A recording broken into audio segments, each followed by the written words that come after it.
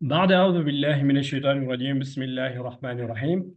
Alors, chers frères et sœurs, comme la dernière fois, moi cette fois-ci, Inch'Allah, on va essayer de continuer l'histoire d'Adam qu'on avait entamée et qui se trouve, l'histoire d'Adam et bien sûr d'Iblis qui se trouve dans Surat Baqarah, qui est la deuxième sourate, comme vous pouvez le voir à partir du verset 30.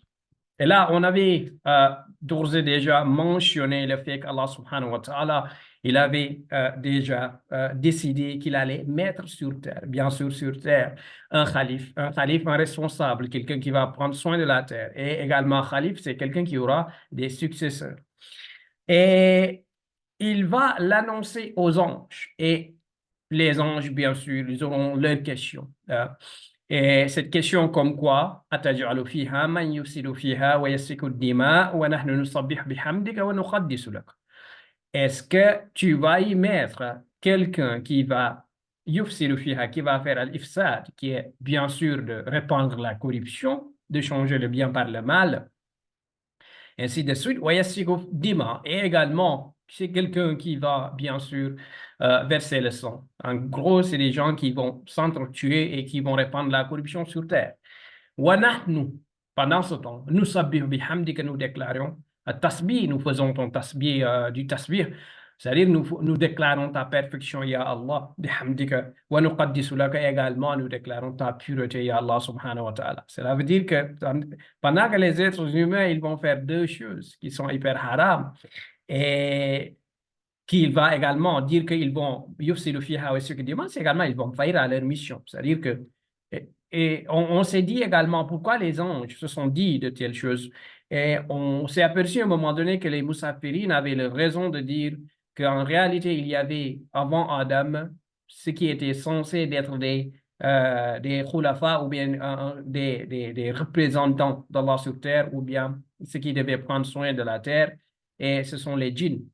Et maintenant, puisque les djinns, ils avaient ce devoir, ils avaient cette obligation, ils avaient également cette responsabilité, ils ne l'ont pas bien fait. Donc, du coup, les anges également se sont dit, mais ya Allah, on a déjà peut-être vu avec à qui vous aviez confié cette mission, ils ne l'ont pas fait. Donc, si vous le faites également, ça va être de pareil.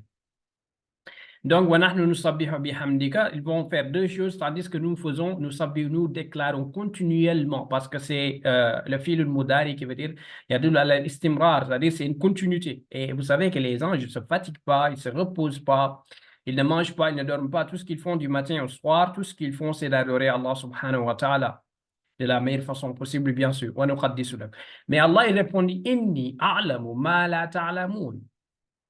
Je sais ce dont vous n'avez aucune connaissance. Et on s'est dit, ce que les Moussafirines, du moins, se sont dit que ce dont vous n'avez pas de connaissance, c'est parmi ces êtres humains. Bien sûr, il y aura qui seront des crocs. Il y aura vraiment qui vont faire tout et n'importe quoi. On l'a vu dans le Coran, l'exemple de Pharaon et ainsi de suite. Mais il y aura bien sûr des prophètes, bien sûr à l'instar du prophète Mohammed sallallahu alayhi wa sallam, et d'autres prophètes également, et les salihin. Et on continue donc au verset 31, Allah subhanahu wa ta'ala, il dit, وَعَلَّمَ Allah lui-même, Adam al-asma'a kullaha. Allah enseigna à Adam, après à Adam, tous les noms. Al-asma'a kullaha.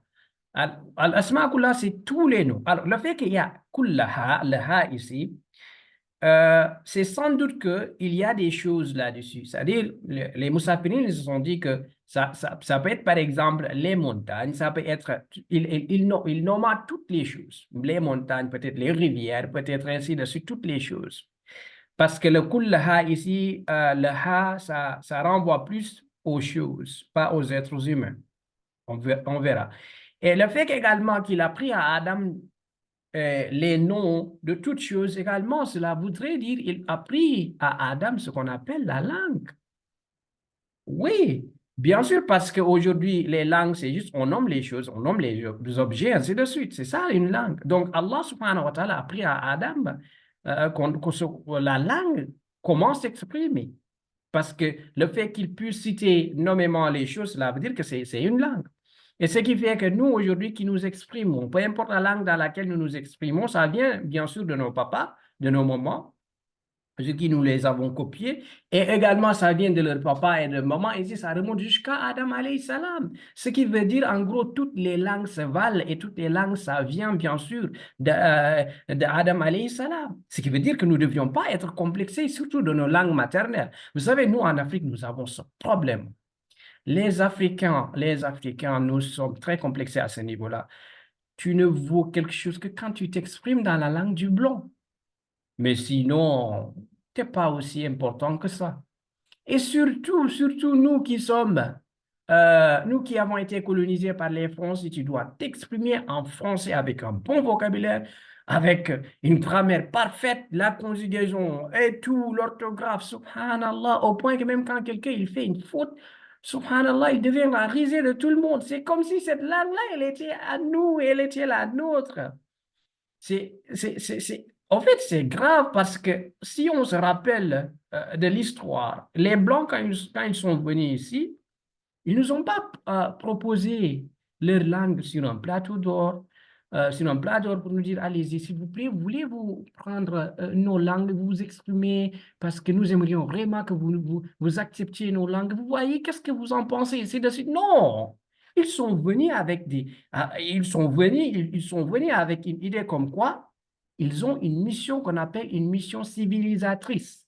Et que nous, les Africains, nous sommes des barbares et qu'ils devaient nous apprendre les bonnes manières.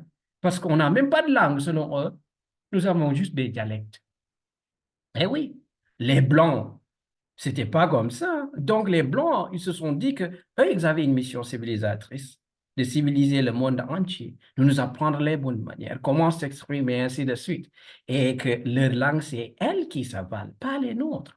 Et à un moment donné, nous, quand je vois, par exemple, comment, à un moment donné, on oublie nos langues maternelles, moi, je dis que c'est grave. On ne devrait pas. On ne devrait pas. Moi, je dis pas on ne devrait pas apprendre les autres langues. Au contraire, on devrait parce que apprendre une langue, en fait, c'est comme détruire les barrières. Ça vous permet d'avoir un esprit beaucoup plus ouvert et la communication, ainsi de suite. Mais il faudra qu'on respecte nos langues maternelles, ce qui fait que moi, je suis un Peul, je suis un Fulani, je suis un Fulfulde et j'en suis très fier et je n'ose même pas m'exprimer en une autre langue que le Fulfulde, que le Pulaar, que le Fulani devant ma maman. Même pas, parce que j'en suis trop fier et j'aimerais faire tout, si bien sûr j'aurai des descendants également, de faire tout pour qu'ils s'expriment en Pulaar. Bien sûr, vous aussi, où que vous soyez, quelle que soit votre langue, même si c'est le sérère, on ne sait même pas si le sérère c'est une langue ou pas, on ne sait pas. Mais peu importe votre langue, que vous soyez Bambara, que vous soyez Somali, que vous soyez Afar, que vous soyez Fulfulde, exprimez-vous dans votre langue maternelle aussi. C'est très important. Ça fait partie de vous parce que vous ne l'avez pas choisi, je ne l'ai pas choisi. C'est Allah qui a voulu que je sois né dans de telles familles, que ma langue, elle n'est pas quelque chose. Le français, je dû apprendre ça à l'école. L'anglais, je dû apprendre ça à l'école. Mais cette langue maternelle, tu dois la garder. Elle dit beaucoup. Donc, il a pris à Adam le nom de toute chose et en même temps, Al-Asma ici, il y a le mot Wassam qui veut dire les qualités également. Donc, qu'est-ce qu'il fait? Après avoir appris à Adam les noms de toutes choses, ces noms-là, après cela, aradahum alal malaïka. Il les présenta aux anges. N'oubliez pas que les anges, ils étaient dit quoi? Ils étaient dit qu'il y a Allah, c'est là, ils vont seulement yufsidu fiha wa yasfiku dima. Thumma aradahum. Voilà, parce que là, ce que j'ai souligné ici, c'est al-asma kullaha. Ce qui m'intéresse ici, c'est la ha. Regardez bien. Al-asma kullaha. Voilà, le colorisant en vert. Regardez bien. Mais le problème, c'est à partir du moment, Allah il dit thumma aradahum. Il n'a pas dit thumma aradaha. Ce qui veut dire que ce ne sont pas seulement des noms, c'est également des êtres humains. C'est-à-dire, c'est les roues, c'est les âmes. Pourquoi dis-je une chose pareille? Parce que si c'était seulement des objets ou bien quelque chose comme ça allait summa aradaha ala al-malaïka. Le fait que c'est hum, on sait que ce ne sont plus des objets seulement, mais également c'est des êtres. Qui sont ces êtres? Qui sont ces roues? Euh, Par exemple, quand on lit le hadith rapporté par Tirmizi où le prophète Mohammed, Abu Huraira, il dit, le prophète Mohammed sallallahu alayhi wa sallam dit, je paraphrase, il dit, quand Allah subhanahu wa ta'ala, il créa Adam, il créa ça, son dos, il en sortit tous ses descendants, tous. Et là, parmi eux, il y avait quelqu'un qui avait une lumière étincelante, au point qu'Adam, il s'est dit, Ya Allah, c'est qui celui-là? Il lui a dit, celui-là, c'est Daoud. Il fait partie de tes descendants. Daoud, alayhi salam. C'est un hadith. Et il lui dit, il va vivre combien de temps? Il dit, il va vivre 60 ans. Il lui dit, donne-lui 40 ans de mes années. 40 ans. Ce qui fait, il va vivre, ce qui fait le tout, le total, ça fait 100 ans. Et le hadith, il continue, et jusqu'à dire qu'à un moment donné, quand les hommes ils sont venus pour recueillir l'âme d'Adam, Adam, il leur dit, hey, mais il me reste encore 40 ans. Alors, ils lui ont dit, mais tu n'en avais pas donné à Daoud? Il dit, non, je ne m'en rappelle pas. Pour dire que l'être humain, une fois sur terre, il ne se rappelle pas. Alors, je voudrais mettre en évidence deux choses. Pourquoi Daoud, alayhi salam, également l'oubli? En fait, on nous dit également quelque chose de très important dans sourate Al-A'raf, qui est la septième sourate, au verset 172, si je ne me trompe pas, il dit وَإِذْ أَخَذَ رَبُّكَ مِنْ بَنِي آدَمَ مِنْ ظُهُورِهِمْ ذُرِّيَّتَهُمْ وَأَشْهَدُهُمْ عَلَىٰ أَنفُسِهِمْ أَلَسْتُ بِرَبِّكُمْ قَالُوا بَلَىٰ بَلَىٰ شَهِدْنَا أَنْ تَقُولَ يَوْمَ الْقِيَامَةِ إِنَّا كُنَّا عَنْ هَٰذَا غَافِلِينَ. Allah subhanahu wa ta'ala, il nous dit à travers la sourate Al-A'raf, qui est la septième sourate, que Allah, il avait sorti les fils d'Adam, tous. Il leur posa la question, ne suis-je pas votre Seigneur? Ils répondirent tous, bah là, bien sûr, nous tous. Moi, j'étais là-bas, toi, tu étais là-bas, nous tous. Donc, Allah subhanahu wa ta'ala, il nous avait posé cette question. Nous étions des âmes. Parce qu'ils ont dit qu'Adam alayhi salam, nous tous nous étions des âmes. Allah créa Adam sous forme, il créa cette forme, cette boue. Ensuite, il prit l'âme d'Adam, il l'a mis dedans. Mais avant, nous étions tous des âmes. Nous nous regroupions. Et je vais également me rappeler un petit peu le hadith du prophète Mohammed sallallahu alayhi wa sallam quand il dit Al-arwah junudun mujannada. Il dit les âmes ont été regroupées par qualité. C'est-à-dire, celles qui se ressemblaient étaient regroupées. Et il continue le hadith, je paraphrase bien sûr, quand il dit ce qui fait que quand vous rencontrez, par exemple, un être humain sur Terre, peut-être que vous ne connaissez pas, que vous n'avez jamais connu, mais vous avez l'impression que vous l'avez connu auparavant. Ça, je vous le dis, que ce soit vous, que ce soit moi, parfois vous êtes dans votre famille et parfois vous regardez votre papa, parfois vous regardez votre maman, parfois vous regardez votre soeur ou bien votre frère et vous posez la question, mais qu'est-ce que j'ai avec celui-là? Vous faites c'est comme si moi, je ne m'appartenais pas ici. Et parfois, c'est tout le contraire. C'est ton papa qui te regarde, c'est ta maman qui te regarde. Ce sont tes frères, tes soeurs qui te regardent et te disent, oh là là, c'est quel genre de type d'humain? On dirait un alien. Parce que lui, il est bizarre. Mais c'est parce que peut-être dans l'au-delà, vous ne faisiez pas partie de la même catégorie ou du même groupe. Mais quand même, vous partagez le même père biologique, et ainsi de suite. Mais une fois sur Terre, c'est-à-dire quand vous étiez dans l'au-delà, vous n'étiez pas regroupés ensemble. Ce qui fait que cette même personne-là qui ne se retrouve pas au sein de sa famille, qui va sortir, qui va aller quelque part ailleurs dans le monde et qui va trouver une personne qu'elle n'a jamais connue, et les deux peut-être vont se marier ou bien vont vivre ensemble, vont s'entendre tellement bien. Comme le dit le prophète Mohammed sallallahu alayhi wa sallam, Al-arwah junudun mujannada, quand on était dans l'au-delà. Donc, euh, comme je voudrais revenir également sur le fait qu'il dit quand il sortit les fils d'Adam, il vit Daoud alayhi salam, il lui dit c'est celui-ci Daoud. Et si on essaie de voir l'histoire de Daoud alayhi salam, savez-vous que quand on lit par exemple le sourate Swat, qui est la 38e sourate au verset 59, si je ne me trompe pas, ou 49, Allah subhanahu wa ta'ala dit à Daoud, Ya Daoud, inna ja'alnaka khalifatan fil ard. Wow! Ya Daoud, inna ja'alnaka khalifatan fil ard. Qu'est-ce qu'il partage en commun avec Adam? Inni ja'ilu fil ardi khalifa. Ya Daoud, inna ja'alnaka khalifatan fil ard. Wow! C'est-à-dire que Daoud alayhi salam et Adam, ils partagent pas mal de choses. Et le fait qu'ils soient des khalifes, et Daoud était un khalife exceptionnel. Et c'est grâce à lui, par exemple, qu'aujourd'hui on parle de l'âge d'or d'Israël. Si on parle de l'âge d'or des Banu Israël, c'est à travers Daoud, après Daoud alayhi salam, Sulaiman alayhi salam qui fit son fils. Et vous voyez, Daoud, il était exceptionnel dans l'adoration d'Allah également.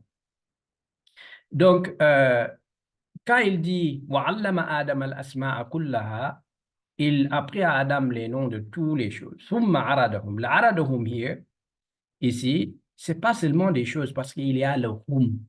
C'est le hum qui nous fait dire que ce sont des êtres humains. Comme encore une fois, qu'on l'a bien expliqué, je crois bien que nous étions tous là-bas. Nous étions tous là-bas, nous étions regroupés. Et donc, que dit Allah subhanahu wa ta'ala? Il dit aux anges, quand il les présenta aux anges, qui disaient bien sûr qu'il ne fallait pas peut-être mettre quelqu'un sur terre qui va y répandre le sang, qui va verser le sang, répandre la corruption, ainsi de suite. Il leur dit, Allah leur dit, Anbi'uni bi asma'i ha'ulai. Alors, informez-moi de ces noms-là, in kuntum sadiqin, si vous êtes vraiment véridique. Véridique peut-être dans votre prétention que ce n'est pas celui qu'il faut, ou bien on n'a pas besoin, vous n'avez pas besoin, ya Allah, de mettre un calife parce qu'ils vont faire trop de dégâts. Allah leur dit, alors, je vous présente ces noms-là. Alors, il dit, Ambiuni, informez-moi ces noms, c'est-à-dire, Allah subhanahu wa ta'ala, il vient de mettre en valeur Adam alayhi salam devant tous les anges. Subhanallah. Allah a pris à Adam les noms de toutes choses, ainsi que peut-être ses descendants par le hum ici, que les anges eux-mêmes, ils ne savaient pas. Ils n'avaient aucune connaissance.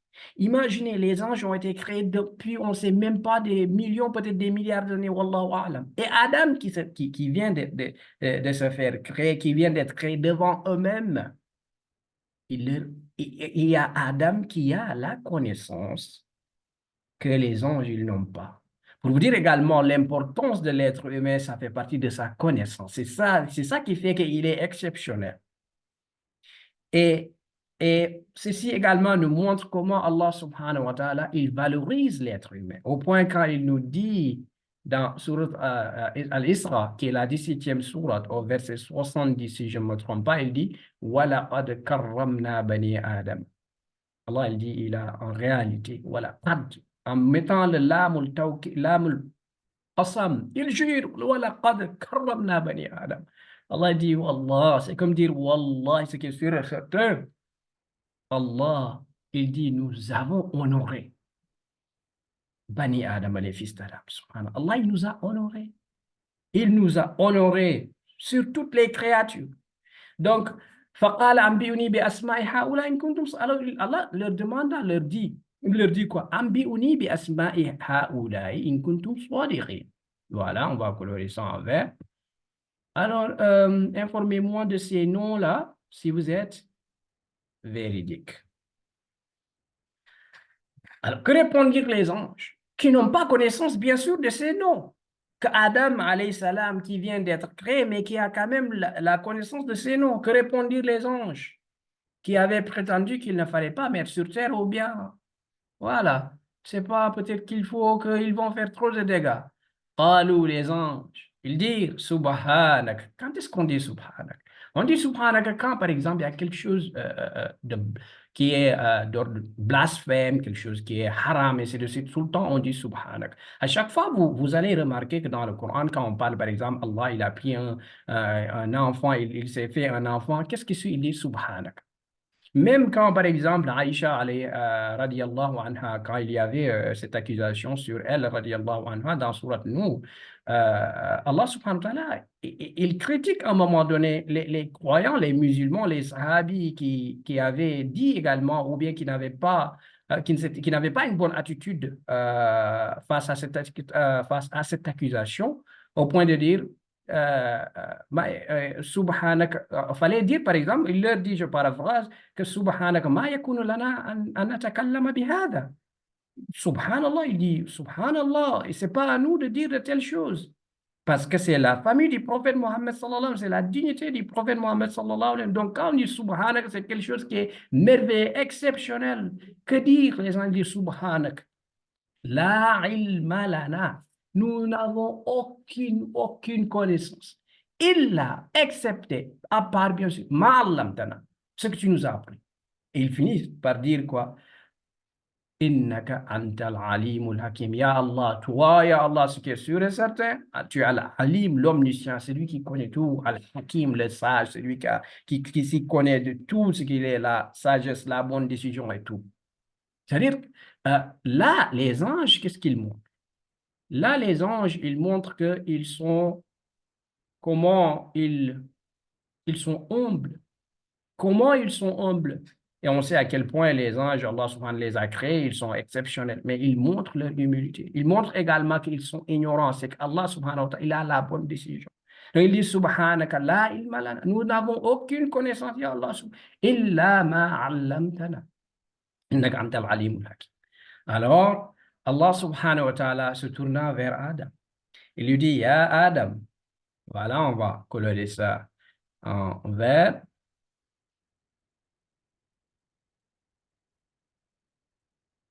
Voilà, notre grand-père Adam. Il lui dit, ya Adam, toi Adam, ambi'uhum bi asma'ihim. Encore une fois, c'est him, ba asma'iha, c'est-à-dire ces âmes-là. Alors, informe-les à propos de cela. Falamma anba'ahum. Après, parce que le lama ici, c'est tarakhia, c'est-à-dire ça a pris du temps. Et imaginez ça, ça devrait prendre du temps, c'est-à-dire que celui-là, il s'appelle tel, il a de telles qualités, telle qualité, telle qualité, subhanallah. Falamma anba'ahum bi asma'ihim, qala, Allah subhanahu wa ta'ala dit alors, Alam, il dit aux anges, Alam aqul lakum inni a'lamu qayba as-samawati wal ard wa a'lamu ma tubduna wa ma kuntum taktumun. Alors, quand Adam finit d'informer aux anges tous les noms, tous ces noms dont ils n'ont pas la connaissance, et pourtant lui qui vient juste d'être créé, ou bien qui a été créé devant eux-mêmes, que dire Allah? Que dit Allah? Allah il dit, Alam aqul lakum inni a'lamu ghayba as-samawati wal ard. Ne vous ai-je pas dit que ce qui est sûr et certain, je connais al-ghayb, c'est-à-dire ce qui est le mystère. Al-ghayb, c'est ce qui est l'invisible, le mystère. Samawat des cieux wal ard, et ce qui est également de la terre. Wa alamu, et je connais également ma tubdun, ce que vous divulguez, ce que vous montrez, wa ma kuntum taktumun, et ce que vous avez toujours caché. Pourquoi je dis ce que vous divulguez et ce que vous avez toujours caché? Parce que quand vous dites ici, Allah, il n'a pas dit ma kuntum tubdun, il dit ma kuntum ma tubdun, ce que vous divulguez. Wa ma kuntum taktumun, et ce que vous avez toujours caché. Pourquoi j'insiste sur ce que vous avez? Parce que le fait qu'il y a kana plus le mot d'arrêt, on appelle ça, par exemple, en anglais, ça donne le temps qu'on appelle present perfect continuous, what you have been hiding, ce que vous avez toujours caché. Le present perfect continuous, ça peut être, on peut traduire ça par le présent simple en français.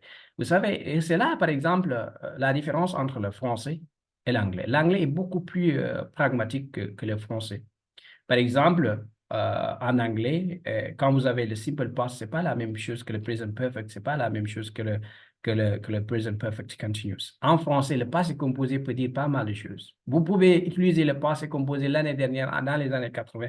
Aujourd'hui, vous pouvez utiliser, parce qu'il y a le passé composé récent, il y a le passé composé également récent et le passé composé qui est, comment on dit, qui est ancien, ainsi de suite, qui n'a rien à voir avec le présent. Mais ce n'est pas la même chose avec l'anglais. Parce que si c'était l'anglais, ce n'est pas what you hide, ce que vous cachez. Wama kuntum, what you've been hiding, ce que vous allez traduire comment en français, ce que vous avez toujours caché. Mais qu'est-ce qu'ils ont caché? Qu'est-ce qu'ils divulguent? Les anges, ils ont montré ce qu'ils avaient. Ce qu'ils avaient en tête, c'est est-ce que vraiment la créature qu'il faut, est-ce qu'il en vaut vraiment la peine de créer une créature qui va aller sur Terre, qui va être un calife, mais qui va y faire tout et n'importe quoi. Alors que nous pouvons faire le job mieux. Ça, c'est qu'ils ont montré. Mais Wama kuntum taktumun, ce que vous avez toujours caché, qu'est-ce qu'ils ont caché? Ah, peut-être c'est ça le mystère.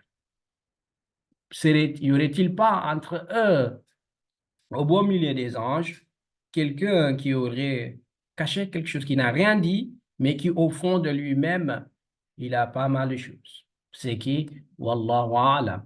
On verra, bien sûr, dans les autres, dans une autre sourate, peut-être dans Surat Al-Araf, parce que, comme on avait dit, on va essayer seulement de mettre en évidence ce qui a été raconté par Allah dans la Surat Baqarah. Ok.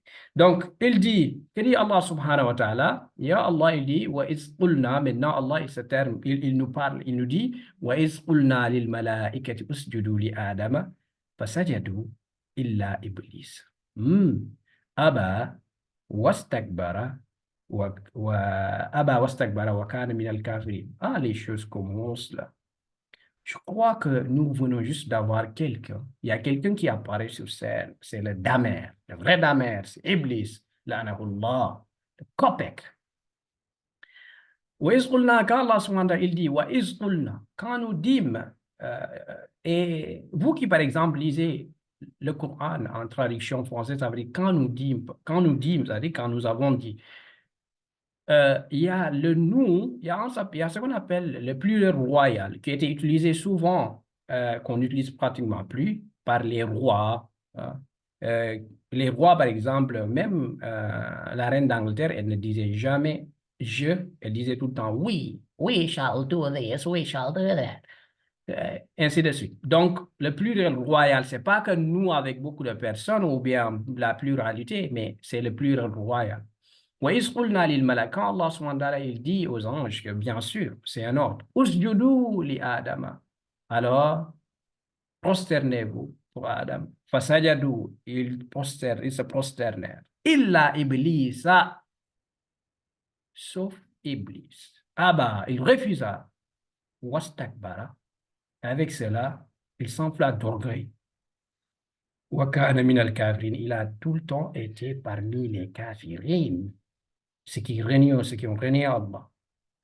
On va essayer de finir avec ça. Allah subhanahu wa ta'ala, il dit, il a donné l'ordre aux anges de se prosterner parce qu'ils viennent juste les anges se rendent compte que cette créature, elle est merveilleuse, elle est exceptionnelle, elle vient juste d'être créée, mais elle a la connaissance de eux-mêmes qu'eux-mêmes, ils n'ont pas. Et là, les anges se sont émerveillés, vous voyez, et ce qui fait que il leur dit maintenant, Allah, il prouve aux anges qui est vraiment Adam alayhi salam, à quel point cette créature, elle est importante, elle est exceptionnelle. Et pour cela, Allah, il leur dit, vous tous, vous faites sujoud pour lui. Ils firent le sujoud, ils se prosternèrent tous, excepté Iblis. Mais que fait Iblis ici au milieu des anges? Que fait Iblis? Est-il un ange? Comme on dit, Lucifer was a fallen angel. Ils disent que, vous savez, il y a une tradition chrétienne qui affirme que Iblis, ou il l'appelle maintenant Lucifer, Iblis, le diable, c'est un ange déchu. Un ange déchu, c'est quelqu'un qui n'a pas, par exemple, qui s'est rebellé. Or, dans le Coran, Allah subhanahu wa ta'ala, il nous dit, il nous montre carrément que les anges peuvent pas se rebeller. Les êtres humains peuvent se rebeller. Les djinns peuvent se rebeller parce qu'ils ont le libre arbitre. Par contre, les anges n'ont pas le libre arbitre. Ils ont été créés pour une chose. Ce qu'ils font, c'est comme des robots. Ils exécutent exactement l'ordre d'Allah, sans même arrière-pensée, contrairement à nous. Donc, ce qui fait que même le fait que Illa Iblis, le ça ici, le fatha sur le Iblis montre que Iblis, il faisait pas partie des anges. Parce que s'il faisait partie des anges, ça allait être quoi? Usjudu li Adama fasajadu illa Iblisu. Rien que ça, le ça seulement. Iblisu, Iblisa, la différence, elle est claire et nette, que il ne faisait pas partie des anges. Mais qu'est-ce qu'il fout là au beau milieu des anges, ce Damer? Selon les Moussafirines, Iblis, il vivait sur terre, mais il était tellement pieux qu'Allah subhanahu wa ta'ala l'éleva parmi les anges. C'est-à-dire que Iblis, il a été promis au rang des anges, ce que personne n'a eu. C'est-à-dire qu'Iblis, Allah subhanahu wa ta'ala, en le prenant ou bien en l'amenant au beau milieu des anges, il adorait Allah subhanahu wa ta'ala comme les anges. Mais plus que les anges, parce que lui, il a le libre arbitre de refuser ou de désobéir, mais pourtant, il obéit à Allah subhanahu wa ta'ala. Mais le problème avec c'est quelqu'un qui, selon les Musafirin, quand Allah subhanahu wa ta'ala, il dit, Inni ja'ilu fil ardi khalifa, je vais établir sur terre quelqu'un qui va être quoi? Un vicaire, quelqu'un qui va prendre soin de la terre, il pensait que ça allait être lui. Et là, il se rend compte que c'est pas lui. Et du coup, ça lui fait mal. C'est en frustré. Et il refusa. Mais Iblis, le problème dans tout ça, c'est Iblis, il ne se rend pas compte que ce n'était même pas sa place. Il n'était même pas censé d'être parmi les anges. Mais Allah, il l'aime tellement. Il l'a élevé parmi les anges. Et le fait qu'Allah, subhanahu wa ta'ala, il dit Wastakbar, vous savez, il a refusé. Vous pouvez refuser par ignorance. Iblis, il n'a pas refusé par ignorance parce qu'il a vu Adam alayhi salam informer aux anges tous ces noms. Peut-être que lui-même, il ne le savait pas, il ne le connaissait pas, ainsi de suite. Et Allah, il dit, Wastakbar, il s'enfla d'orgueil, c'est-à-dire que non, je ne peux pas. Il sait, c'est-à-dire quand vous êtes kibre, istikbar, vous le faites quand vous savez bel et bien ce qu'est la chose, mais vous vous voulez pas l'accepter peut-être. Peut-être vous avez des motivations, des agendas, en votre agenda qui fait que non, je ne peux pas. Je sais, il a raison, tout, mais jamais je vais accepter. C'est ça, istikbar, c'est ça, kibre. Et Allah, il le définit comment? Wakana minal kafirin.